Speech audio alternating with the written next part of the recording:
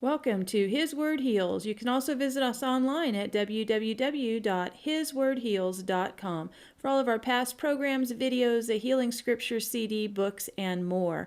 Today we're going to talk about the beast of Revelation and the horror of Revelation, and we're going to take a different look from what you might be used to from prophecy teachers. We're going to look at this with fresh eyes in light of today's events and in light of today's world powers. And we're going to see if we can figure out a little bit more about the beast, or actually all of the beasts, which are images of the same dragon, but manifestations at different times throughout history. And we're going to look at the whore, or the woman throughout history that rides the beast. And I was originally going to do this all in one program and realized it would be a very long program, so we're going to divide it up into segments. This first segment or video is going to be focused on Revelation 12, and then we'll do our next video on Revelation 13, and then another on 17, and then 18. But for today, we're going to focus on Revelation 12, and as you can see by this opening picture, we're going to show you who the ultimate end-time beast likely is, and what the colors of Revelation actually are and what they represent. As I believe the colors of the beast and of the woman's clothing are clues for us to understand this end times manifestation of the beast and the harlot. And we've also already taken a look in the past in a video that you can also find on our website, again on the blog page or the video page, and it's called Mystery Babylon the Great, Who is the Daughter of Babel? And we make the case there based on physical characteristics of who the daughter of Babylon is, who the great whore is, who is going to fall when it says Babylon is fallen, come out of her, my people. So you'll want to go back and watch that video as well. But for today's program, let's get started by reading Revelation 12. Now a great sign appeared in heaven, a woman clothed with the sun, with the moon under her feet, and on her head a garland of 12 stars. And I believe now Revelation 12 is speaking of the original plan of salvation that came from Yahweh in heaven when Adam and Eve fell. He said that the seed of the woman would crush the head of the serpent, which meaning salvation, Yeshua, would come from the woman. And this woman, of course, was Israel, through which Yeshua came. And the 12 tribes are the garland of 12 stars. Then being with child, she cried out in labor and in pain to give birth. And another sign appeared in heaven. Behold, a great fiery red dragon. Here's the first beast that we see. He's a fiery red dragon having 7 heads and 10 horns and 7 crowns on his heads. So this beast is the first beast. This is the beast that has appeared throughout history, trying to destroy the seed of the woman and prevent the salvation of mankind. Notice here that this dragon has 7 heads. This beast has 7 heads and 10 horns and 7 crowns. And we'll see in 13, 17, and 18 different variations of this beast. The next one will have 7 heads, 10 horns, and 10 crowns. And one of them will have 7 heads and 10 horns and no crowns. So we need to pay attention to the crowns and the horns and the heads, because that tells us what part of history we're speaking of here. So this is the first one before the 10 kings, before the 10 horns get crowns. And we see 7 crowns on the 7 heads. So this would be 7 kingdoms throughout history who tried to prevent the Messiah, the salvation, the seed of the woman, from completing God's plan. His tail drew 1/3 of the stars of heaven and threw them to the earth. And yes, I do agree that these are actual signs in the heavens. I actually believe when his tail draws 1/3 of the stars, that's also telling us there's going to be a great meteorite shower, which happened, as I told you in a past video. We had a great meteor shower in 1933 and in 1946, where thousands of meteorites were flying across the sky, and that, of course, was before the Holocaust and Israel becoming a nation. So you can also go to our website and watch that video. I forget what it's called right now, but it has to do with Sukkot. But in addition to it being actual signs in the heavens, I also believe that Revelation 12 needs to be interpreted as kingdoms, just as the other beasts of Revelation are interpreted as kingdoms. And we'll see that in Revelation 13 as well, and 17 and 18, when the angel tells John that the 7 heads are 7 kings. 5 are fallen, 1 is, and 1 is to come. And that's these kingdoms that have tried to destroy the plan of Yahweh, the plan of salvation, the seed of the woman. It says, his tail drew 1/3 of the stars of heaven and threw them to the earth, and the dragon stood before the woman, who was ready to give birth, to devour the child as soon as it was born. She bore a male child who was to rule the nations with a rod of iron, and the child was caught up to Elohim and to his throne. So there's no doubt that this child from the woman is Yeshua. But backing up, when it says his tail drew 1/3 of the stars from heaven and threw them to the earth, this is actually speaking of when the angels came down from heaven in Genesis chapter 6 and elaborated on in Enoch. They came and mated with women, and they also taught mankind to do all sorts of evil and taught mankind to genetically modify. And they began genetically modifying the plants and the animals and corrupting all of creation and the seed of the woman by mating with them, these fallen angels. Continuing in verse 6, then the woman fled into the wilderness, where she has a place prepared by Elohim, that they should feed her there 1,260 days. And war broke out in heaven. Michael and his angels fought with the dragon, and the dragon and his angels fought. But they did not prevail, nor was place found for them in heaven any longer. So the great dragon was cast out, that serpent of old, called the devil and Satan, who deceives the world. He was cast to the earth, and his angels were cast out with him. And I believe verse 9 is where the problem is in the translation. The word out does not appear there at all. As you can see here, if we read what is in the Greek, word for word, it would say, and was cast the dragon the great. So the great dragon was cast. It doesn't say out. You can see that's in light letters there. They're assuming out. It is just was cast. The great dragon was cast. The serpent, the original or ancient, so this could be the original beast, the one being called the adversary, and Satan, Hebrew for adversary, the one straying, the one deceiving all the inhabitants of the earth. And Enoch and Genesis both say they strayed from their place of habitation and deceived the whole world into the land, or into the earth, not down to, but into the land, the earth, and the messengers of it with it. So the adversary was cast into the earth, and his messengers were cast into the earth with him. We also have confirmation of this in Jude 1:16 and 2 Peter 2:4. And we're going to read Enoch, Jude, and 2 Peter here in just a bit, but let me finish up chapter 12. Continuing in verse 10, then I heard a loud voice in heaven saying, now salvation and strength and the kingdom of our Elohim and the power of his Messiah have come, for the accuser of our brethren, who accused them before our Elohim day and night, has been cast down. The accuser of our brethren is cast down. And so as this is different from the beast that was cast into the earth, this is Hasatan was cast down from the presence of Yahweh. And that is G2598. So I believe there's somewhat of a transition here from what happened before, at the time before the flood, and what will be happening at the end when he has a short time left.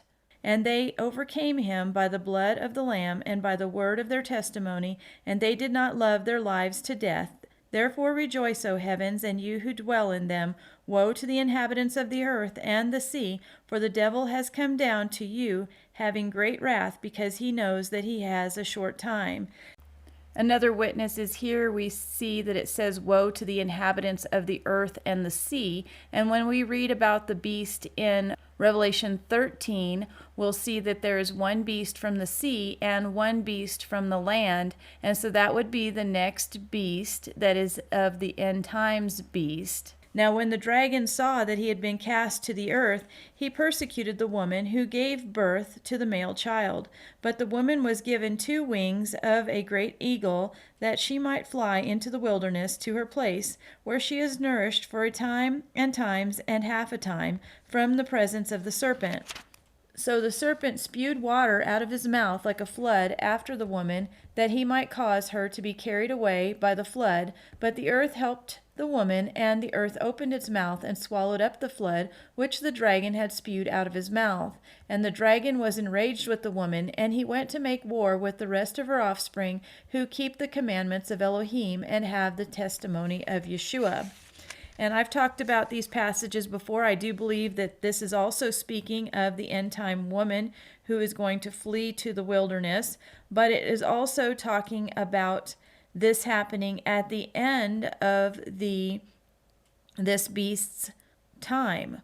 So it would be after this beast that has 7 crowns on 7 heads, and sometime before, at the beginning of the 10 horns getting their 10 crowns.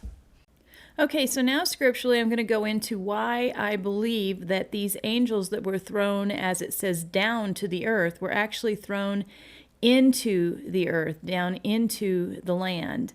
And I'm going to show you that scripturally from both the Old and New Testaments, as well as the book of Enoch. Most of you are probably familiar with Genesis 6 and the controversy around it. Were there fallen angels? Were they the daughters of Seth? Were they the sons of Cain? I'm going to show you they were. Fallen angels came down to mate with women and to teach mankind to corrupt the genome of the earth. As it was in the days of Noah, so it is in the coming of the Son of Man. Genesis 6. Now it came to pass, when men began to multiply on the face of the earth, and daughters were born to them, that the sons of Elohim saw the daughters of men, that they were beautiful, and they took wives for themselves, of all whom they chose. And Yahweh said, My spirit shall not strive with man forever, for indeed he is flesh, yet his days shall be 120 years. There were giants on the earth in those days, and giants here are the Nephilim, the fallen or mighty ones. There were fallen or mighty ones, Nephilim, on the earth in those days, and also afterward, when the sons of Elohim came into the daughters of men, and they bore children to them. Those were the mighty men who were of old, the men of renown. Now let's go to the New Testament. Actually, I made a mistake earlier. I believe I said Jude 1:16, and actually it was Jude 1:6, and that's what we're going to read next, starting in verse 5. But I want to remind you, though you once knew this, that Yahweh, having saved the people out of the land of Egypt, afterward destroyed those who did not believe, and the angels who did not keep their proper dominion or their first estate or their own dominion where they were supposed to be, but left their abode, their place of habitation, he has reserved in everlasting chains under darkness for the judgment of the great day. And Jude is referring to the book of Enoch in verse 14, where he says, Now Enoch, the 7th from Adam, prophesied about these men, also saying, Behold, Yahweh comes with 10,000s of his saints to execute judgment on all, to convict all who are ungodly among them of all their ungodly deeds, which they have committed in an ungodly way, and all of the harsh things which ungodly sinners have spoken against him. So Jude refers to the book of Enoch as being legitimate, and he also refers to the fallen angels who left their abode and came down to corrupt the earth. After that, they were reserved in chains of darkness for the judgment of the great day. So now we'll go to 2 Peter chapter 2, verse 4, which says, For if Elohim did not spare the angels who sinned, but cast them down to hell, and delivered them into chains of darkness to be reserved for judgment, and did not spare the ancient world, but saved Noah, one of 8 people, a preacher of righteousness, bringing in the flood on the world of the ungodly. So we know this happened, according to Peter, in the time of Noah. The angels that sinned, that came down and mated with the daughters of men to corrupt the earth, were thrown in chains of darkness So I do believe both Jude and Peter were drawing from the book of Enoch, which fills in a lot of blank spaces that these people took for granted that everyone would know when they wrote this information down for us. Interestingly, the account of Genesis 6 can be found and elaborated on in the book of Enoch, chapter 6. And it came to pass, when the children of men had multiplied in those days, were born unto them beautiful and comely daughters, and the angels, the children of the heaven, saw and lusted after them, and said to one another, Come, let us choose wives from among the children of men, and beget us children. And Semjaza, who was their leader, said unto them, I fear ye will not indeed agree to do this deed, and I alone shall have to pay the penalty of a great sin. And they all answered him and said, Let us all swear an oath and bind ourselves by mutual imprecations not to abandon this plan, but to do this thing. Then they sware all together and bound themselves by mutual imprecations upon it. And they were in all 200 who descended in the days of Jared on the summit of Mount Hermon, and they called it Mount Hermon, because they had sworn and bound themselves by mutual imprecations upon it. And then it goes on to list the names of their leaders. These are the chiefs of tens. And all the others together with them took unto themselves wives, and each chose for himself one, and they began to go into them and to defile themselves with them. And they taught them charms and enchantments and the cutting of roots, and made them acquainted with plants. And they became pregnant, and they bare great giants, whose height was 3,000 ells, who consumed all the acquisitions of men. And when men could no longer sustain them, the giants turned against them and devoured mankind.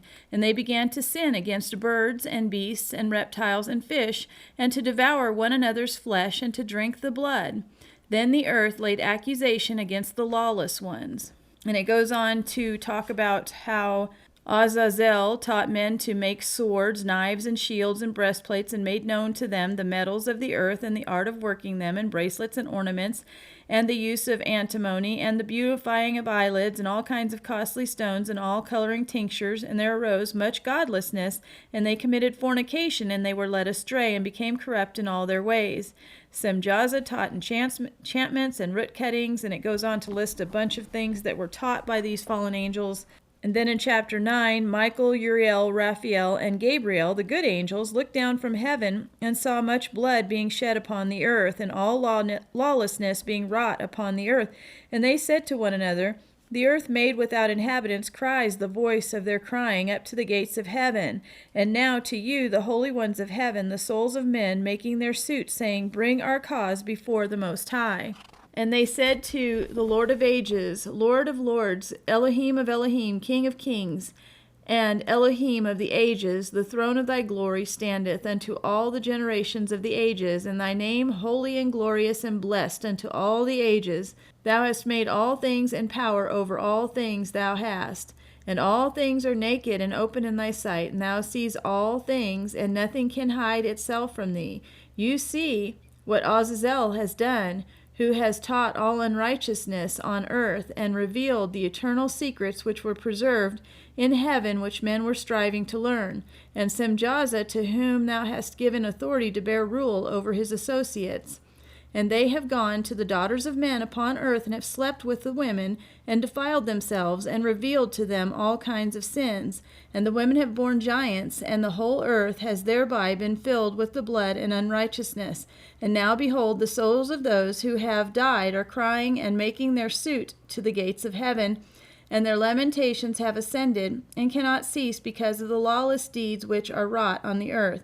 And thou knowest all things before they come to pass, and thou seest all things, and thou dost suffer them, and thou dost not say to us what we are to do to them in regard to these. Then said the Most High, the Holy and Great One, spoke, and sent Uriel to the son of Lamech, and said to him, Go to Noah, and tell him, In my name hide thyself, and reveal to him the end that is approaching, that the whole earth will be destroyed, and a deluge is about to come upon the whole earth, and will destroy all that is on it.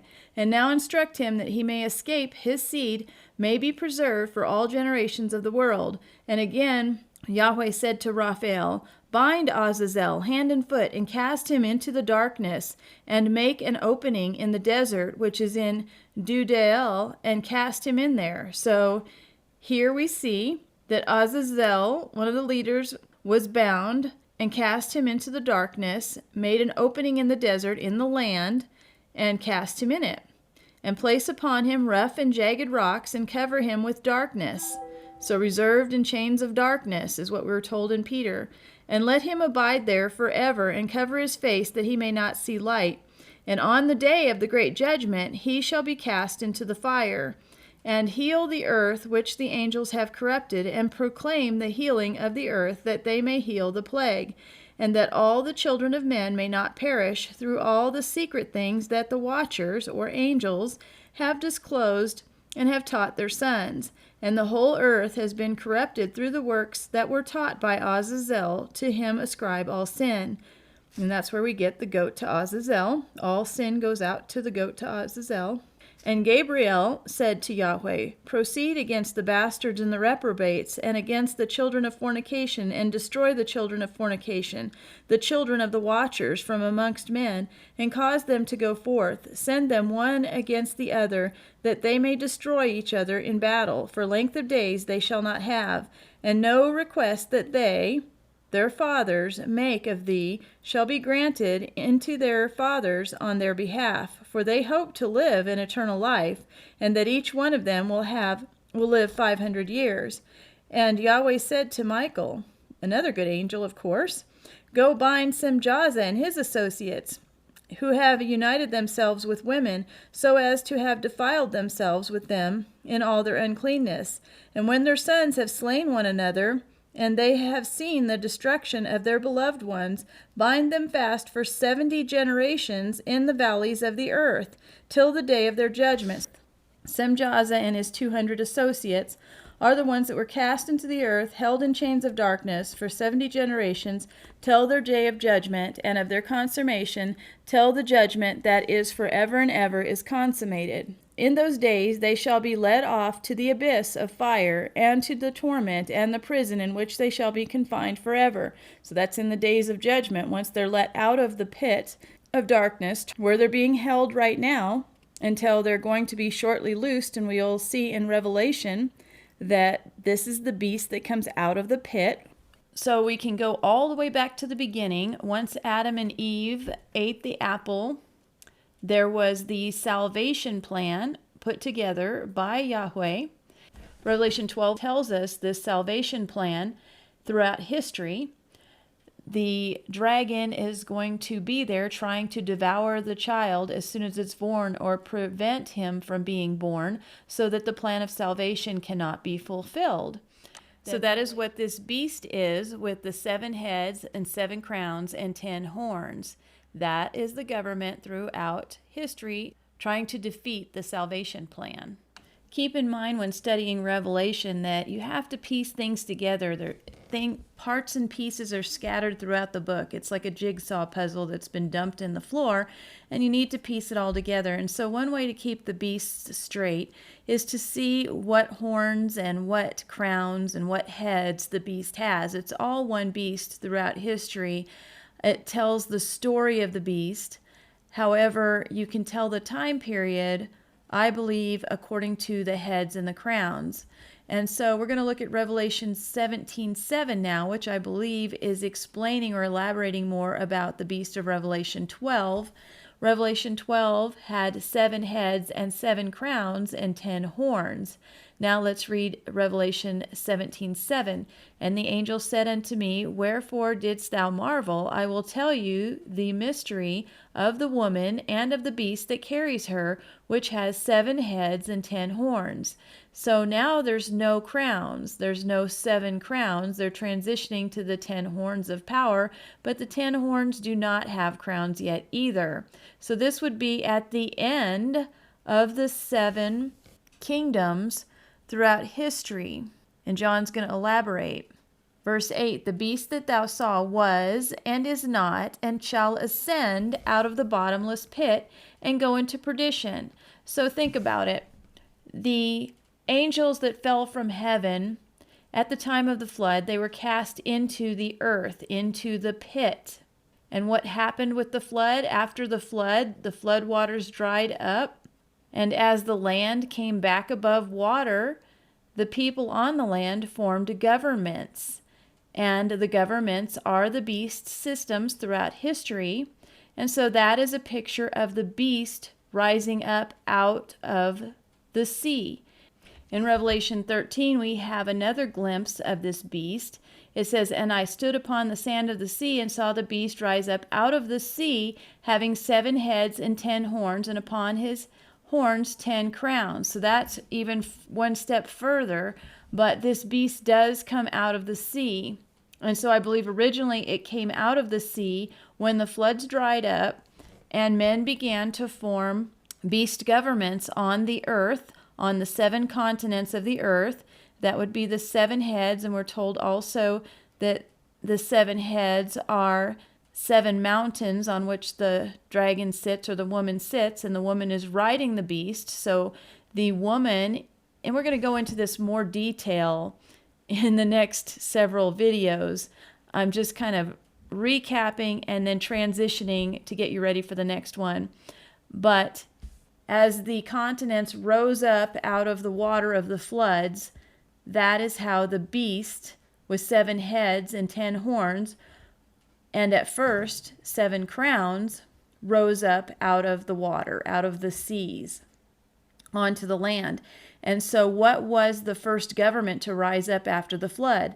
That would have been Nimrod's Babylon government, or the first Babel, where the whole earth, or all the people of the earth, tried to join together. They had one language. This was the first beast government that rose out of the sea. They had one language, and Yahweh said if he didn't come down and confuse their language, there would be nothing that they would not be able to do. And so this was the first government after the fallen angels were thrown into the abyss, or into the pit. And we'll go back to chapter 17, verse 8. "The beast that thou saw was and is not, and shall ascend out of the bottomless pit." So the beast that was and is not, and will ascend out of the bottomless pit, would be the government that was on the earth before the flood, when the fallen angels were down teaching mankind to do evil things and corrupt the earth.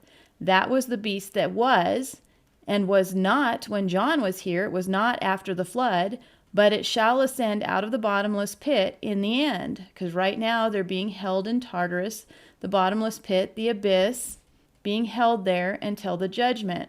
And then they will go into perdition. After the 7 years tribulation, they will go into perdition. "And they that dwell on the earth shall wonder, whose names were not written in the book of life from the foundation of the world, when they behold the beast that was and is not and yet is." And here's the mind which has wisdom. The 7 heads are 7 mountains on which the woman sits, and I believe that's the 7 continents that rose up out of the seas of Noah's flood. And there are 7 kings, 5 are fallen, 1 is, and the other is not yet come. And so these would be the 7 kingdoms, beginning with the first one after the flood, Nimrod's kingdom, the first Babylon, or the beginning of Babel and the mystery religions, where they all came from. That would have been the first one. 5 are fallen. Up to John's time, there were 5 that were fallen. So before the flood, you had the first beast, which was the fallen angel kingdom. But then after the flood, you have 7 kingdoms on the 7 continents throughout the history up until the end. And that would be Babylon was the first one that started with Nimrod, but then was scattered, but always was. It was just scattered throughout the earth. And then you had Assyria after Babylon, Media, Persia, and Greece. Those would be 5. And then it says 5 are fallen. 1 is, after Greece fell, was Rome, and the other is not yet to come. And when he comes, he must continue a short time. And this could be referring to the Ottoman Empire, or it could be referring to the United States Empire.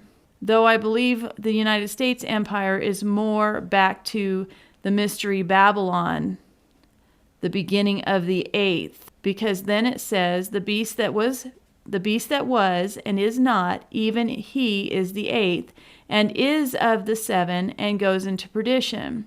So the United States actually probably is the beginning of the eighth, because it says, and is of the seven, probably like a mixture of the seven, and that's what Babylon is. It's a mixture. The eighth is likely combined Rome with Babylon. And if you think about it, the United States, we get all of our form of government from Rome, a Greco-Roman government, so even a combination of Greece and Rome, and combined with the mystery religion, which is the foundation through the Masonic influence of our nation's history, and combined with Judeo-Christian, it's kind of an all big mix. And so I think we're going back to the original Babylon after the flood, where everything is mixing back together, where the melting pot, everyone can speak the same language again through the internet and translations. And so I believe that we are the eighth beast, or part of the eighth beast.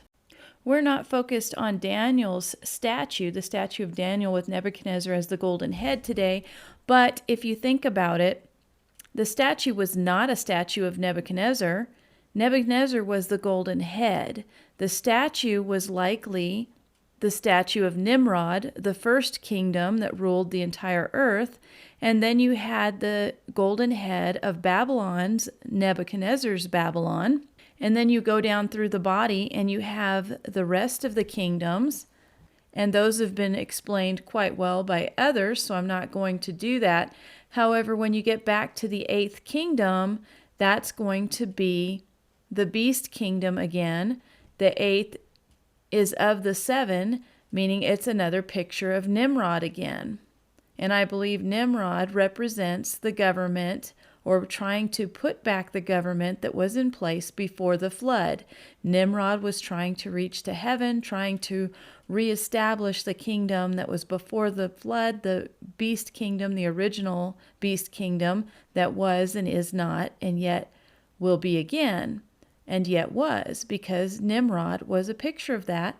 The statue was of Nimrod, and the eighth kingdom is going to be the kingdom of Nimrod and the fallen angels again.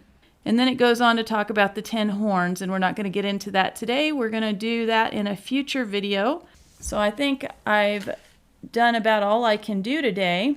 Just to summarize everything, Revelation 12 is a picture of the salvation story and a picture of the dragon who is there with 7 heads, 7 kingdoms, beginning with Nimrod's kingdom that rose out of the seas, out of the waters, the flood waters of Noah, the 7 continents, and those are the kingdoms throughout history since the flood, and actually history since the beginning, when Adam and Eve sinned, when the serpent is trying to swallow up or prevent the Messiah, the salvation plan, from taking place.